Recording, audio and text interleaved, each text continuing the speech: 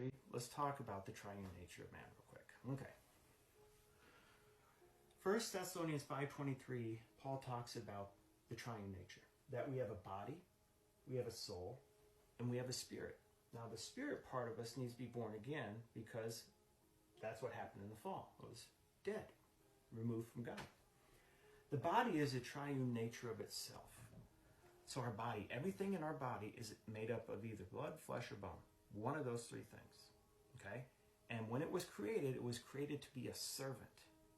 Most of us today, before we came to Christ, it was pretty much the king. It was doing what it wanted. We were following its passions. When you become a Christian, get born again, you have the power to make this thing serve the Lord. And you don't have to follow it. You tell it what to do. Okay? The soul, which I said earlier, nefesh or sukkos, where we get psychology. The soul is made up of three things also. It has its own triune nature. Emotion, where you would say, I feel. The mind, I think. And the will, I want. Now that was also supposed to be a servant. Those first two things were supposed to be servants to the spirit within us, which is connected to the Lord.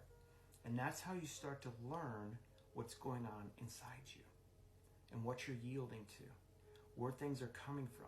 And the Word of God will help us discern what things are going on inside us. Only the Word of God is the X-ray machine that can tell us the intentions. If the intention is coming from the carnal, fleshly desire, if the intention is self-centered. I get around people, when I hear them say, I think, I feel, I know where it's coming from. It's coming from themselves, their soul. Now, I'm not saying it's always bad to say that, because there's personal accountability say, yeah, I did that.